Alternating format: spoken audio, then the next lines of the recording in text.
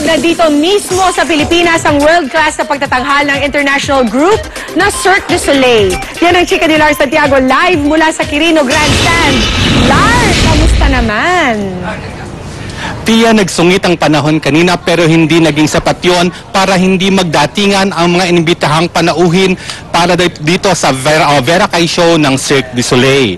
At ang mga celebrities na inibitahan ay hindi pa nakakarating.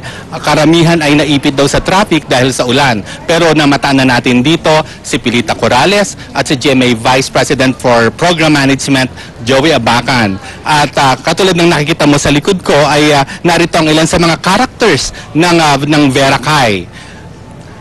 Samantala, kagabi ay binigyan ng pagkakataon ng mga miyembro ng media at ang ilang mga piling panauhin para mapanood ng buo ang show sa ginanap na dress rehearsal.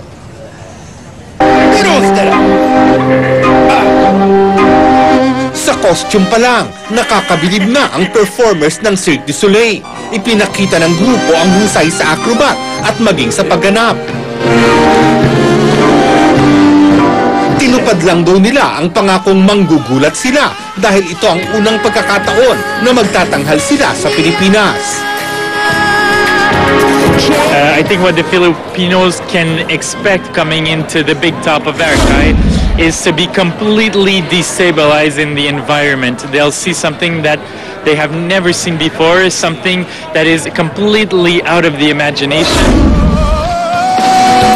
Parang hindi nila alam ang salitang lula kapag sila'y nasa itaas at sumisirko.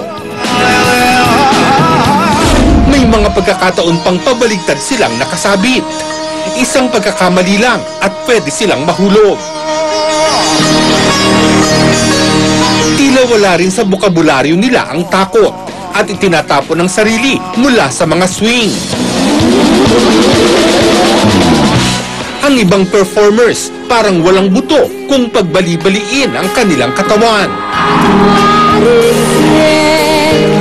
Nakakatuwa rin ang tatlong batang performers. At gayon din ang comedy act. 9 na taon ang nagtatanghal sa iba't ibang panig ng mundo ang Cirque du Soleil. Sa pagtatanghal nila sa Pilipinas, baon nila ang iba't ibang acts na tugma raw sa panlasang Pinoy.